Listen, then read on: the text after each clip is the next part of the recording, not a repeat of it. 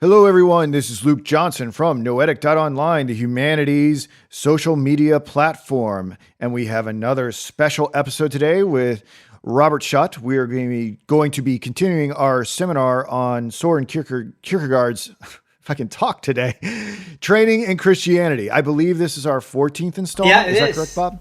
It is indeed.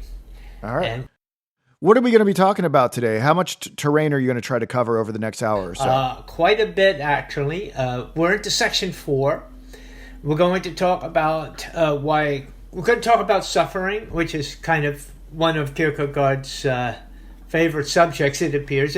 Not so much a favorite subject, but it's a subject that he's well acquainted with, and he sees it in a different way than most of us see it. We're going to talk about why Christians suffer, why Christ suffered. Talk about the power of imagination and the function of imagination. And so it's kind of looking at things a little differently than we might normally look at them. And I think here he's very insightful. So insightful that I think that this may be one of my favorite sections so far in this book. Well, let's fire it up, man. I'm excited. Okay. So on page 163, where we begin, he says that everyone who calls himself a Christian needs to test himself to see if he loves God, both in humiliation and in exaltation, or if he simply just loves God. And here he's talking about if you love God in only one way, if you only love God as Christ in an exalted state, that's kind of half of the picture. And if you love him in a state of humility or humiliation, actually, that's another piece, another half. But it's not really complete unless you can love Christ in both halves. You have to love him both in his humiliation and in his exaltation. And this is what we're going to talk about a little bit more today. So if you don't understand that yet, don't worry about it. Hopefully we'll clear some of it up. And he gives a quotation which has puzzled many people, that Jesus says, many are called but few are chosen. And lots of people have their own little ideas of what it means, and I'm no different. I have my own. I've spent so many years thinking about this verse and what it meant, trying to get underneath it, to say, what is Jesus really trying to say? Maybe I'm making it deeper than it is, but the way I look at it is that we have those who are called and those who are chosen. And we know, according to Paul, that those who are chosen are also called, but not necessarily those who are called are also chosen. So what's the distinction? Well, what I've come down to, Luke, is that the distinction is God calls us is when God speaks and we listen. So we listen to God, and many people fall into that category. They listen, they read the Bible, they understand those things. But the chosen people are the one who hear the promises of God and believe them. So it's a distinction that I make personally. Kierkegaard is not making this distinction, but I make the distinction that many people hear God and listen to him and hear what he says, but they haven't quite gotten to the point that they believe in his promises that he made. And the major promise was the Messiah. And so, again, that's the way I make the distinction. And Well, so I would be tempted, to take us off on a rabbit trail here and say, oh, it's just quite obvious to me that we were chosen before time to believe in these precepts of the Messiah.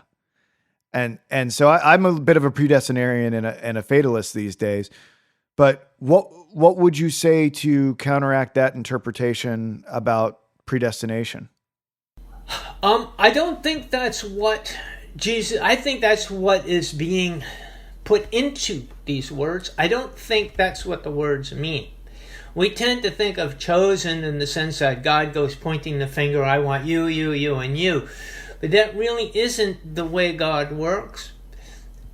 The way God has always worked was he's always presented man, because we have to factor in free will into this. If we don't factor free will into it, then we fall into one of those categories. We have to remove free will in order to make God's will overshadowing everyone else's will. In other words, you're going to be a Christian and believe whether you want to or not, is what it would come down to. And I'm not going to let you believe because I just simply don't like you. And that's the kind of a God that it would kind of come down to. But in this case, it is the qualities of who God is that create the called and the chosen. It is not something within us that makes us choose God, but something in God that by the very presence of that quality causes us to believe in God, in Christ. So let's say you're reading the Sermon on the Mount and you're drawn to it. There's nothing you've done to make yourself drawn to it. Jesus has drawn you to him. That's what we're going to talk about here, is that he's called us. He's chosen us. He's chosen us by his very presence, by his very being, who he is, not who we are. So this is the way we should look at it. Exactly how all this plays out, look, we're not going to be able to figure out, and we don't know yet. We'll figure it out when we get there, so to speak. But this is, I think, the way God wants us to understand it. He wants us to understand it, that it is God's qualities that bring about our salvation, not our quality that brings it about. So this is the main difference between that kind of predestination and so forth. Okay, I don't know if that explains it yet, but maybe we'll get to a little bit more of it as we go through. So kind of keep that question in mind and throw it back at me later if we didn't illuminate it at all. So therefore he says that everyone is not going to permit themselves to be drawn, which means to get to be chosen. So some people hold back. They want to live in the deception in which they are. They like life the way it is, and they don't want God to kind of destroy the ideas that they have. There's another word for it, not deception, but I can't think of it right now. But it's the idea that a person is being deceived and they like this deception. They like life the way it is. And they're deluded. They don't want the life of a Christian. The life of the world is drugs. And I mean that in the most liberal, extensive sense, right? And the life of the Christian is, it could be a very strict form of sobriety. Yeah. The world is a massive opiate. Yeah. The word I was looking, I couldn't remember, was delusion. We live in a delusion, and we like the delusion, and so we don't want to destroy it. So delusions are fun. Like Star Wars is a fun delusion. Yeah, it is. Yeah. Therefore, the problem is not in God, for He will draw all men to Himself. And the idea, the way Kierkegaard is presenting this, God draws us to Him. We don't, claw our way towards God, but God draws us to Him. And this is really the basis of this whole idea of being called and chosen, is that these are qualities of God that draw man to Him. Jesus learned from what He suffered. He learned obedience. And this is something that I think a lot of people aren't aware of this verse in the Bible about how could, Jesus is God. How can He learn anything, right? That's the way people would look at it. That's how I kind of thought about it when I first read this. But he says that once He was exalted, there's nothing else left for Him to learn but to draw all men to Himself. Now, Kierkegaard gets this from the book of Hebrews, chapter 5, verse 8 and 9. It says, though he was a son, yet learned obedience by the things which he suffered. And having been made perfect, he became unto all them that obey him the author of eternal salvation. So let me get this straight. The very nature of God is such, right? If God was this uniform substance in another realm, is such that God could not truly know what it's like to suffer and die as humans do without having lived it through the incarnation of Jesus Christ. And therefore, right.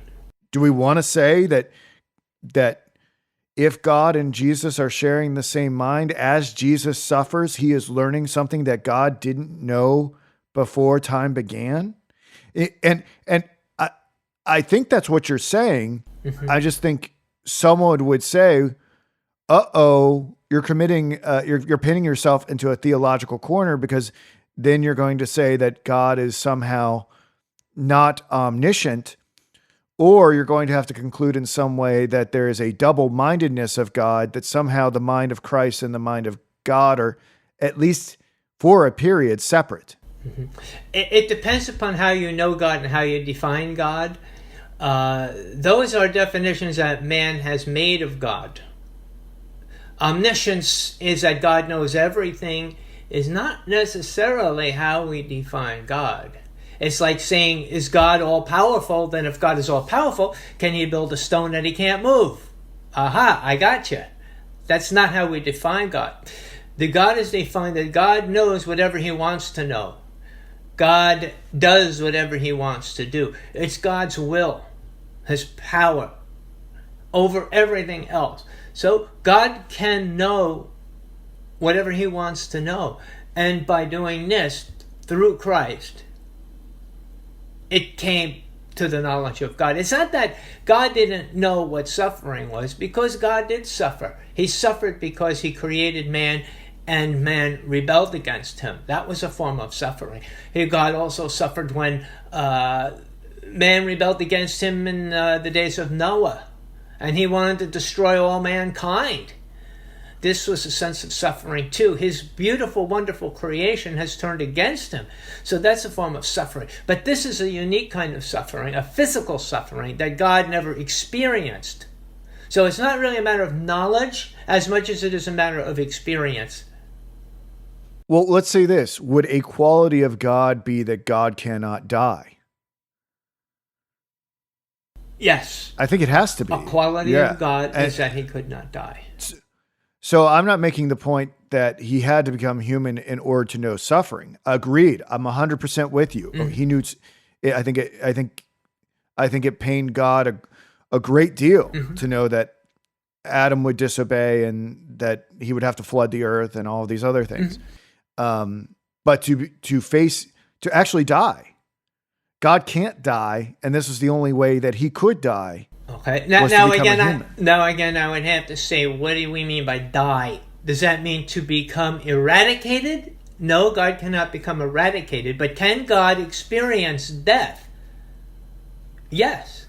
The expiration of a flesh and blood body. Yes.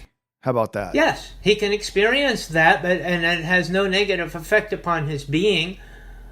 It's an experience. It's not it doesn't change his being, his sense of who he is, and in regard to identity. It just changes his experience, that God has now experienced death through Jesus. And this is the reason that he appears in the forms that he appeared in order to share those experiences, because God loves us. This is all, as Kierkegaard will say, and the Bible says, this is all part of God's plan of love. He loves us so that he's willing to experience suffering and death on behalf of us. Yeah, I just wonder, and I'm just thinking off the top of my head here, if there is a double-mindedness, at least for the time that Jesus is on the earth, where he doesn't have all the knowledge that God the Father does, right? Like we see Jesus asking God if he can be relieved of this burden, and and how he cries out about being forsaken and whatnot. Yeah. Now, of course, we're getting to really complicated theological issues, and I should really just probably table those for a book that I write one day. But what I'm trying to say here is, they're good questions. the question I want to ask is, perhaps there had to be a separation, some sort of wall between the mind of Jesus and God, because if there wasn't, would God truly understand what death was? And if there was some limit placed on Jesus's knowledge as he was incarnated, that was going to be the only way that he could understand the true suffering of mortality and therefore add new knowledge to God, a deity that cannot die. What do you think about that? Well, I think it's great that you asked the questions, because it's through these questions that we realize the immensity and the depths of the mind of God. That these questions do not, just because some people do not have the answers, does not mean that God does not have the answer. But to answer it in the best way that I can is, I don't know if you've ever heard of the kenosis. The kenosis, Kenosis, is a Greek word that Paul uses, and he uses it in the sense of the emptying of Jesus. God emptied himself, or Christ emptied himself in order to become a man. And we kind of have to look at that and say, well, what exactly does that mean? It means that he emptied himself of his concerns and not necessarily his powers or anything, but he emptied himself, meaning he humbled himself down to the very basics. Where knowledge was not, we think knowledge is so important. That's why we're puzzled at this. What did God know? What did Jesus know? But Jesus, when he went through the kenosis, he says, knowledge is not important. I don't need to know these things. I need to be faithful. That's my objective here. In order to truly be faithful, I have to take knowledge and put it off to the side. I'm not concerned about knowing. And he's doing several things here. He's setting an example for us as to how we need to approach God's kingdom. We approach it by putting knowledge off to the side and saying, we need to know things, but that's not what's important. I need to have faith. And so that's the example God gave us. Does that make Christ any less God? No, it doesn't. It makes him even more God, if that's possible, because it's a love that he was willing to set aside something that he could have had if he wanted to. When he came to earth, he could have kept all his knowledge and all his power, but he chose to set it aside. That's what the kenosis is. So theologically, that's how I would answer your question. Well, I want everybody to know, just because I find these issues puzzling, that doesn't shake my faith in Jesus or God or anything like that. And I'm 100% confident that there are answers to these things that will be revealed on the other side. But I'm just a curious person, and I just want to know things. You haven't yet put it to the side, Luke. Well, I have, but I still get tempted back into the philosophical speculation. No, I understand. None of us has been able to perfectly put it to the side either. So he, meaning Christ, began to put his life as a human in loneliness and humiliation until his ascension. So Christ was in this state of kenosis, this sense of humiliation. He allowed humans to humiliate him, to persecute him, and to kill him. But afterwards, in his ascension, is when he became perfected. And we'll kind of see this. It means that Christ suffered in the temporal world, and only in eternity was he exalted. So Kierkegaard is playing here through this section on the idea of the suffering and humiliation versus being exalted. and he's playing one against the other to make it clear what importance this has to us. For a man to live in this world is to be put on trial and examined. It's not just for a single moment, but in an examination of one's whole life. So this is how Kierkegaard views this. He says, people say, well, this is the trial here on this earth. Yeah, it is. It's a trial, and as we'll see, in a certain sense, but not for just a moment. For every moment of your life, you're living in a trial. I'm ready to graduate. This test is too long. Yeah, get your cap and gown and ready to go, huh? Yeah. Okay. So Kierkegaard speaks here about two words that he pairs together: becoming and being a Christian. And it's kind of interesting. One might read past this very subtly, but not me. I saw this as him saying something here. Becoming and being a Christian were distinctive things. You become a Christian and you be a Christian. So you need to do both. Simply because a person becomes a Christian and says the sinner's prayer or whatever, or gets baptized or whatever, does not mean that they will live the Christian life. So this emphasizes the need for a continuance of the faith rather than a momentary feeling of rebirth. So Kierkegaard seems to be very aware at what's going on in the minds of Christendom here. As for accomplishing anything, he says, it's God's affair. So we're not to get involved and think we have to accomplish something, because we have no idea what it is God wants us to accomplish in the first place. But it's up to God what we accomplish. So sometimes those who appear to be failures in life are really accomplishing what God wants them to accomplish. And we'll see how this unfolds when it comes to suffering.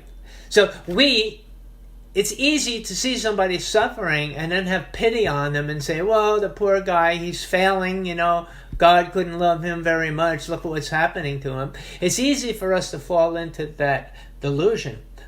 But Kierkegaard is saying, no, don't do that.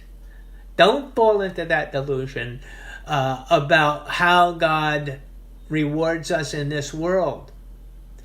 So, he says the invited guest is said to be called.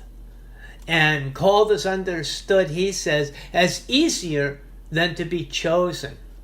So this kind of falls into that same idea as many are called, but few are chosen. So it's easier to be called, to be an invited guest. And you remember the parable about the wedding feast where the people were invited to come and many rejected. They didn't want to go. They found something to do. So he went out into the streets and he called many to come into the wedding feast.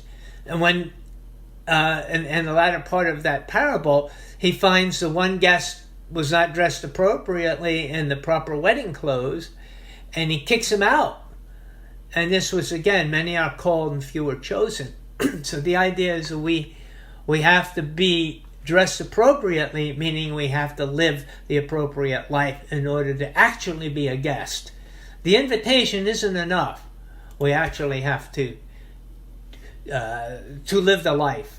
So being a Christian, he says, is a slow process, and it's like being screwed tighter and tighter through examination.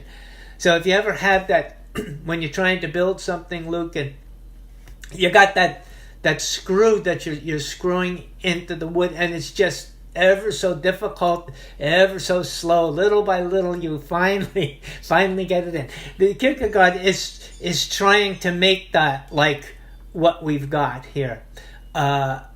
And this is the difficulty that we have. The Christian lives in a sinful world and is humiliated because of this. Now, he gets into imagination here. Everyone has an imagination to some extent, he tells us. We imagine what we will become. And we also have a will that brings us closer to that goal, the goal of arriving at our imagination. Imagination can picture perfection. So when you're sitting there, Luke, and you're thinking, I wonder what the perfect life would be like, and you come up with an idea, and then you decide, that's a pretty good idea. I think I'm going to live that life. I'm going to become perfect in the way I think perfect ought to be. So he says imagination can do this. Imagination is powerful enough that it can picture perfection. In the youth, it exists only in the imagination. But the imagination, the problem is the imagination does not imagine suffering. It doesn't even consider suffering as part of attaining to this perfection. The young man falls in love with his imaginary idea of perfection. What is opposed to this perfection? Well, daily indignity and maltreatment of a long life. So he's saying that having an idea or an ideal to live up to as the perfect life is fine in the imagination. But when it comes to actually living it, life doesn't always cooperate. So it looks easy to be perfect in the mind of the imagination of the youth. Suffering is something that the imagination cannot present except in a kind of toned down fashion, or in what I added, in a heroic manner. Sometimes we can think of suffering and saying, oh, suffering, no big deal. Yeah, I could be pinned, I could be crucified, I could suffer. I'll suffer for my, for my imagination here, for my beliefs. But really, it's not so easy when you're actually feeling the pain and the isolation of suffering. So it's a lot easier when suffering is only part of the imagination. Unreality or idealism lacks the reality of time, duration, and the sufferings of daily life. A youth really doesn't have a very good concept of reality and its sufferings. It confuses him when suffering becomes real. So a lot of times we have an ideal that we want to live up to, and we didn't really calculate the influence that suffering would have upon this. And when suffering actually becomes real, it causes us many times to rethink our position. And that's going to happen here in a minute. Imagination has to do with the expression of perfection. Suffering is made to seem easy in accord with the imagination. He gives us an example. For instance, in a play, you have an actor who plays a role of a suffering man in rags. But his role only lasts for an hour. And then he gets out of his rags and he goes back home and he goes back to his normal life. But no matter how hard that actor tries to portray suffering, he cannot make it real. It's always going to be a performance. What then is the use of reality if imagination were able to complete the actuality of its ideology? So this is kind of one of those questions he asks that really doesn't have a good answer. But he says, what's the use of reality if imagination is better? But the truth is that imagination is really not better. It really fails in an area that we'll talk about, and that's in the area of shaping the individual and transforming the individual. But we'll see that. Don't want to give you the end too quickly here. The picture that imagination presents is not the true picture of perfection. It's missing something. It's missing suffering. It's only in the sphere of reality that true perfection can find true expression, and reality is so hard that makes it rare.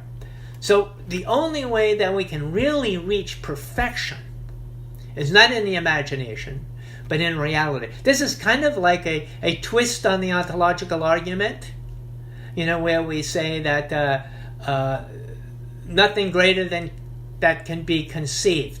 Well, the reality is greater than the imagination of a thing, and therefore reality is higher than imagination. And that's kind of what Kierkegaard is saying here, if you want to look at it that way. To be perfect in reality is the only true perfection. So I have a little question here with exclamation marks and question marks at the end. Is it possible today, Luke, to reach true perfection in reality?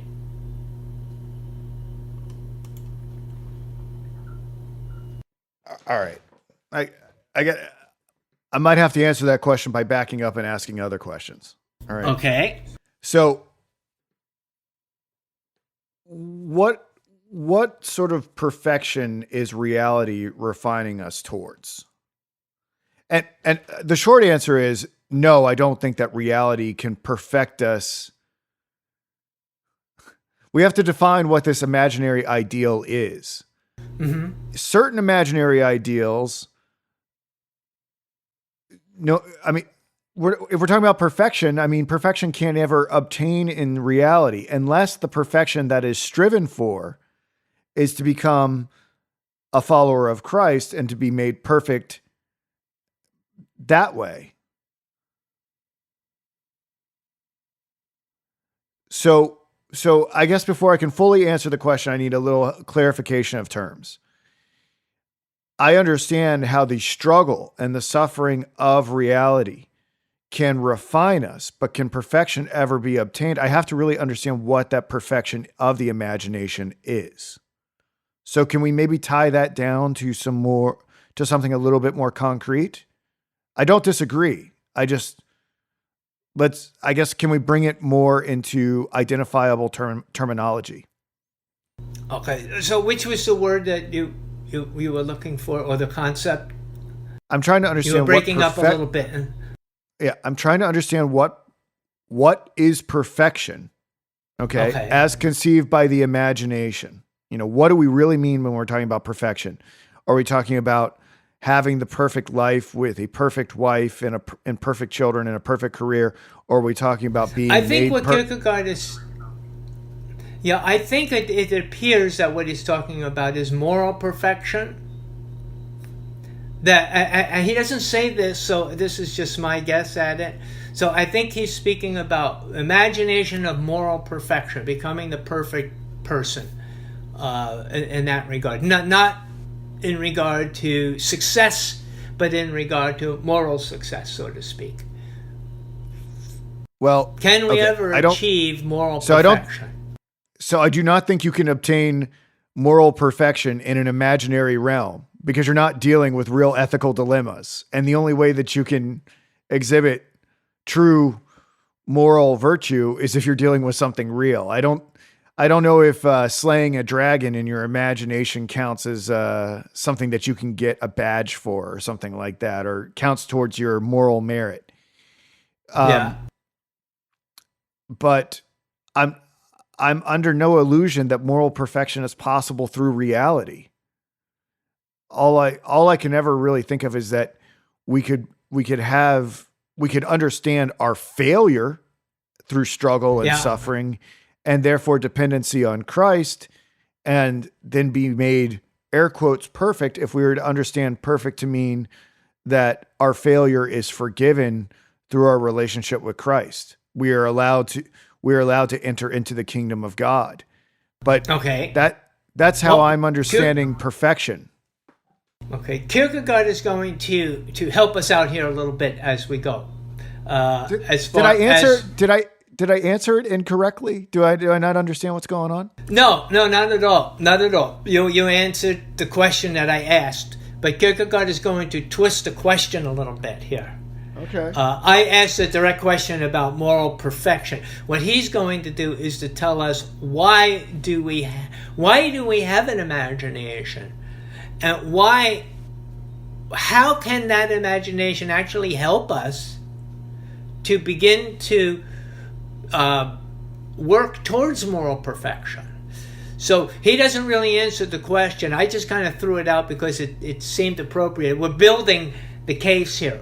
So we're building the case, and Kierkegaard's going to help us to understand how do we get even on that road towards perfection. Not necessarily do we ever get to the end of the road, but how do we even get on the road Right. Okay. Well, then I would say that the imagination creates an idealized self that rips us out of our animality, our barbarous nature, and helps us get the soul, spirit, and mind, the aspects of what it constitutes a human being into ethical, religious conformity that ultimately can allow us to make the choice for Christ. But our whole lives are going to be morally imperfect, given all the things that are stacked against us: human frailty, temptation, lack of resources. I mean, all sorts of things are going to prevent moral perfection. In fact, that's the reason why Kant had to posit the immortality of the soul, because in another realm, we could have everything available to us so that we could become morally perfect. That was his argument for why the soul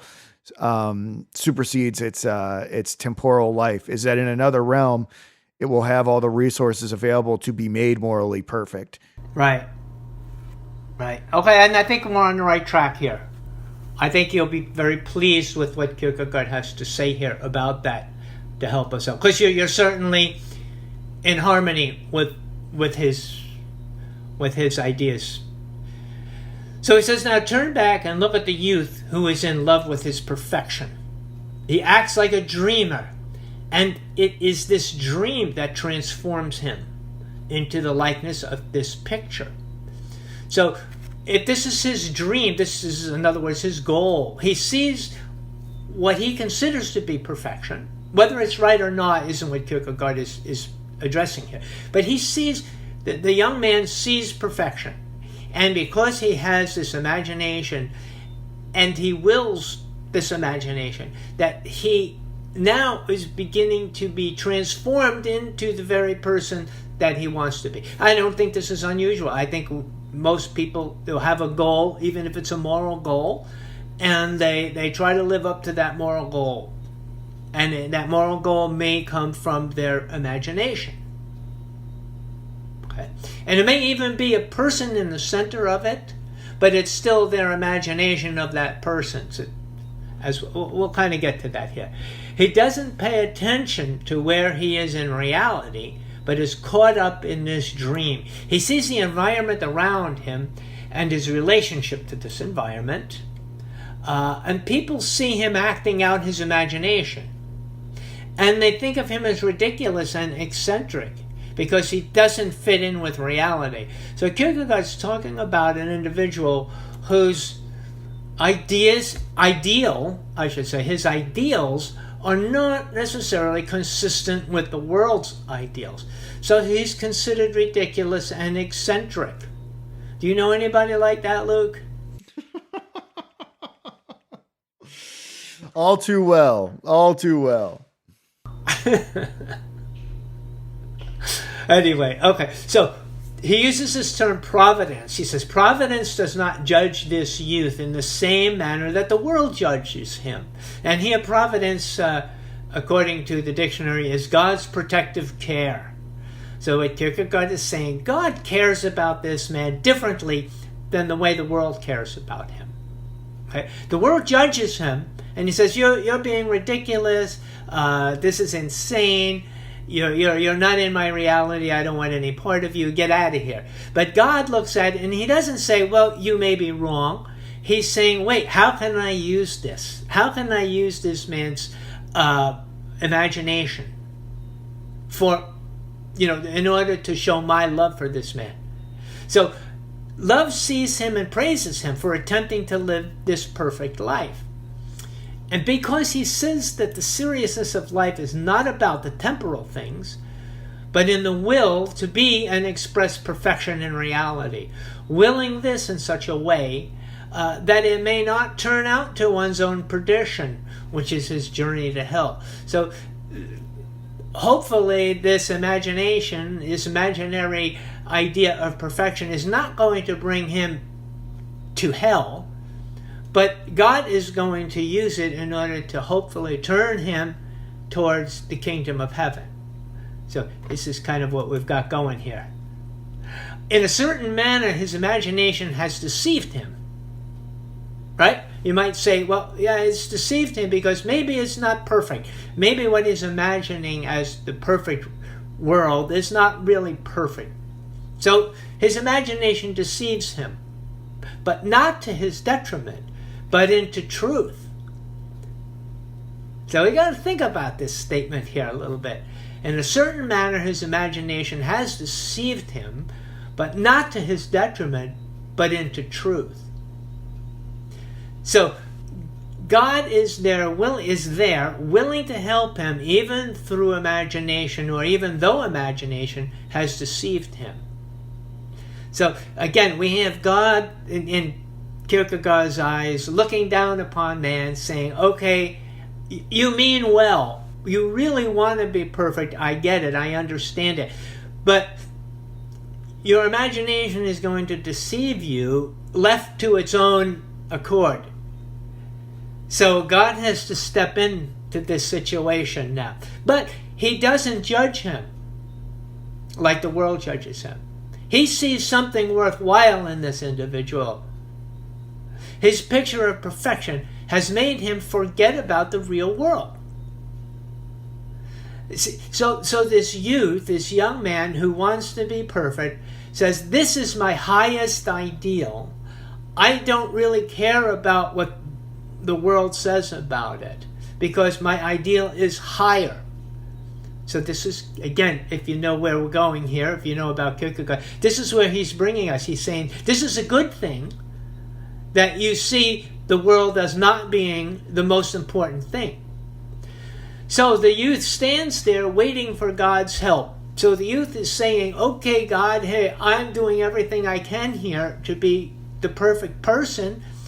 Now I'm waiting for your help." And when he finds himself at this point, it's not perfect for it's not a perfect place yet, for suffering is unavoidable for him. So far, the picture Kierkegaard is painting is he's living out his ideal world, and the only thing he has to deal with is a little stuff coming from reality, people ridiculing him and so forth, but that's not so bad. He can deal with that. But now the problem is, well, what about suffering? How's that going to fit into your ideal imagination? He sees now, the youth sees what love is going to cost him, but he still hopes that better things will come and all may be well with him in this ideology.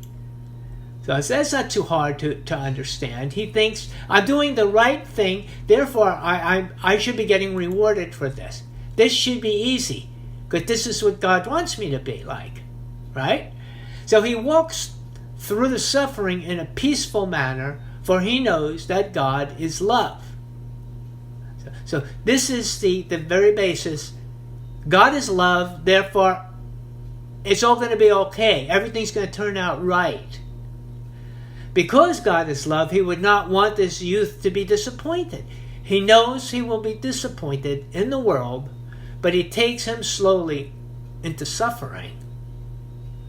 This isn't what we expect. Kierkegaard is laying down this foundation. God is bringing him not into joy and happiness, so to speak, in the world, but he's bringing him to a state of suffering. As the youth suffered, help did not arrive as he expected it to arrive. Were you going to say something, Luke? Well, to me,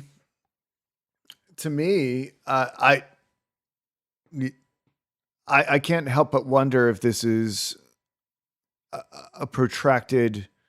Well, going back to what you had to say earlier about Jesus in his humiliation and his exaltation and all of this, and trying to understand what we think about him. I guess what I'm trying to say here is that this imagination, when it conflicts with reality, can bring us quite low into suffering.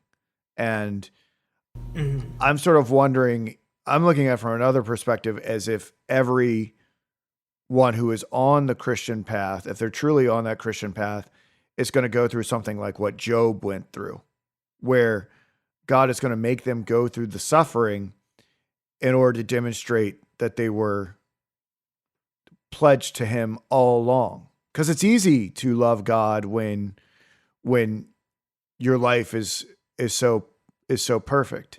So it's a different story when your imaginary ideal encounters reality and it doesn't match. Mm-hmm.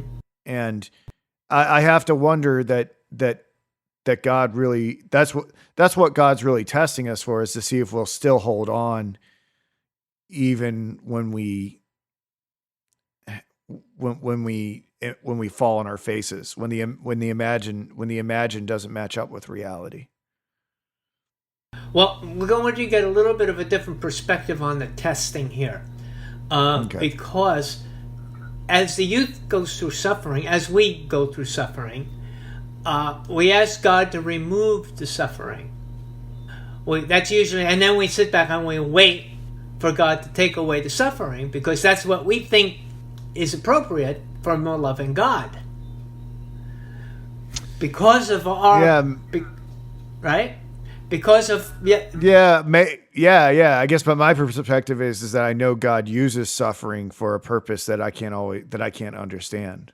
Well, he says that he was helped by God because through his suffering he became stronger.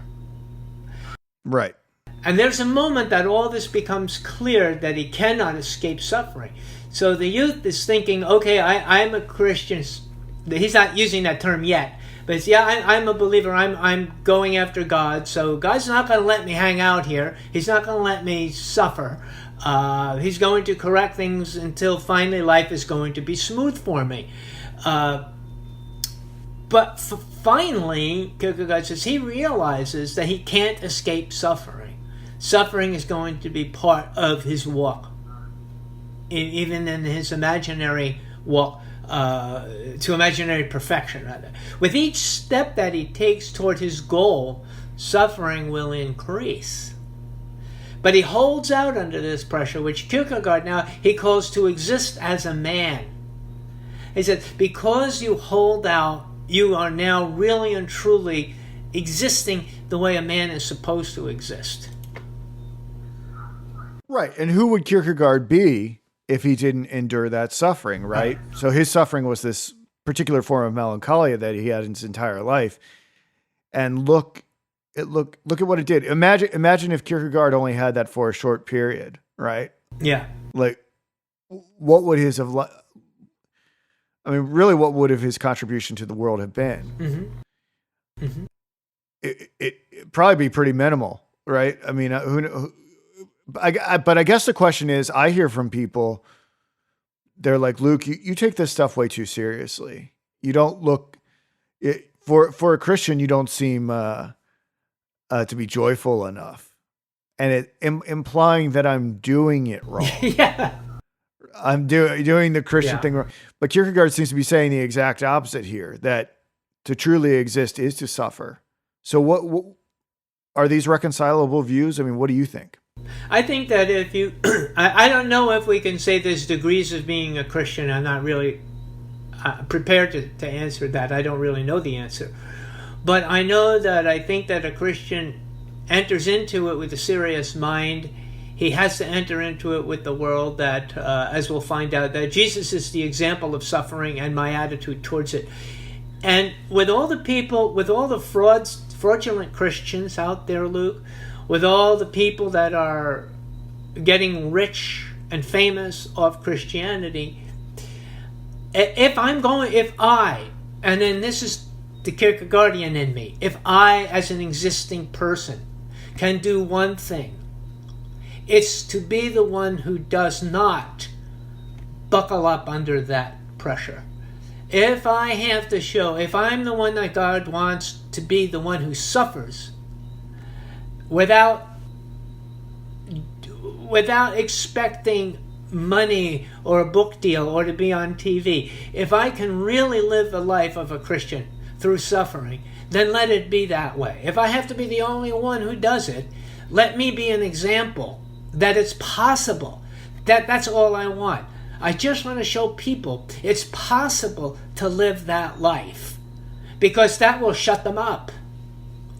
If one person can do it, Luke, whether it's you, whether it's me, if we can live the Christian life while we're suffering, we've proven them all wrong.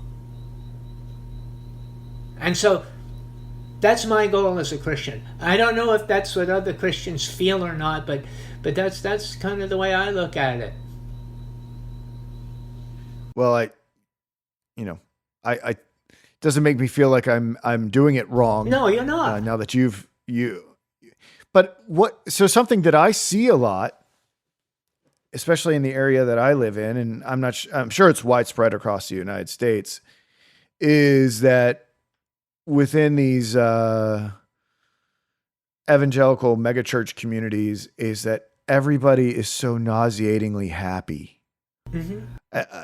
And I feel even bad saying that in the sense that, like, and it's actually not fair for me to say, because I really don't know what everyone's struggling through or wrestling with or whatever. But yeah, the emphasis of so much of the congregation, the ministry, the community is just joy all the time. They're joyful songs and jokes, and yeah. There's there's something wrong about there's something wrong about the ministry if people aren't like happy and joyous all the time. The sobriety is not there. Well, that's kind of a whole different ministry, I guess. There's nothing wrong with being joyful and happy. We have examples of it in the Old Testament, singing, playing harps, enjoying themselves. There's nothing wrong with that. But at the same time, there has to be a seriousness to it as well. If there isn't, then there's a delusion. I think that many people are in a state of delusion, and they're happy in that state of delusion. And there are many who encourage people to be in that state of delusion. I don't want to be in that state of delusion. I do want to be happy when it's appropriate, but I also want to be sad when it's appropriate.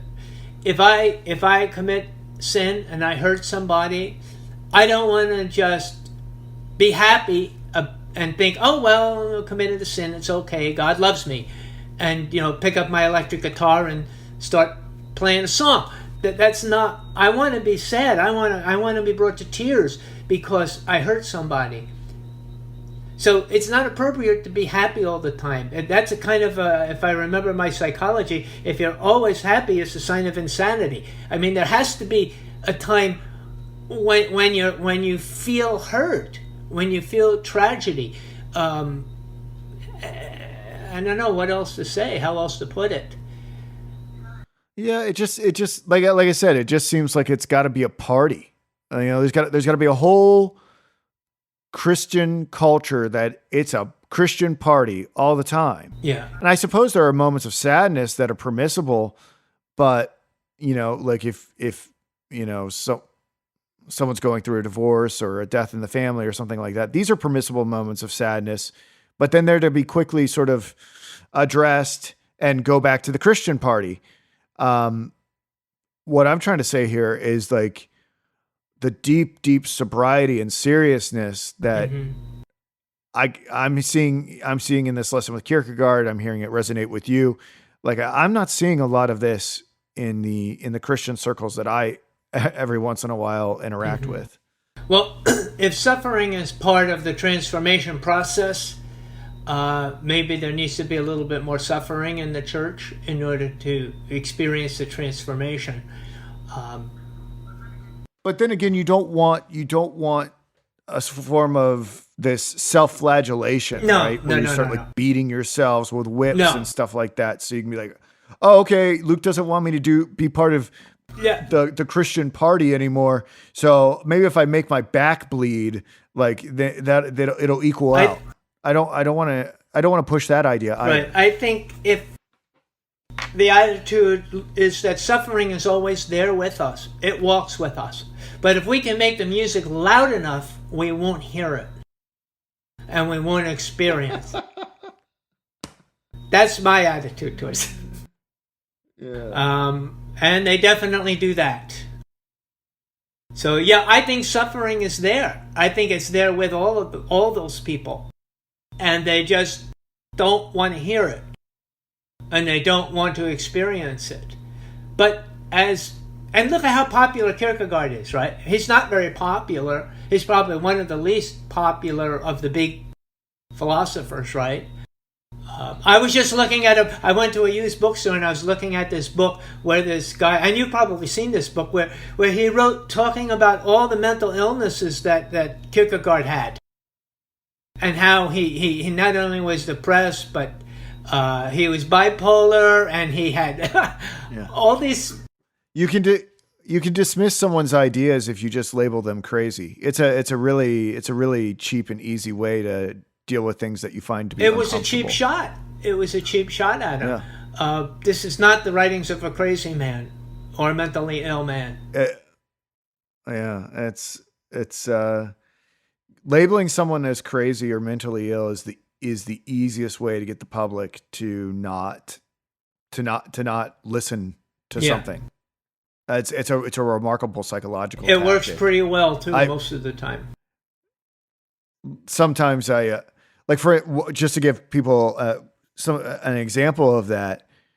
You and I studied Sartre at one point in the past, and I came across evidence that he became a Messianic Jew late in his life, and his followers like Simone de Beauvoir and other individuals told everybody that Sartre had lost his mind at the end of his life, and that this wasn't an authentic choice of his. This was a different Sartre. This was a Sartre who I guess was suffering from Alzheimer's or something like that, and therefore to preserve the legacy of Sartre, they actively suppressed a lot of those journals and those conversations and those dialogues that he did at the end of his life, where he started to make his peace with God, because they didn't want it to disrupt his life's work of being an atheistic existentialist. Yeah.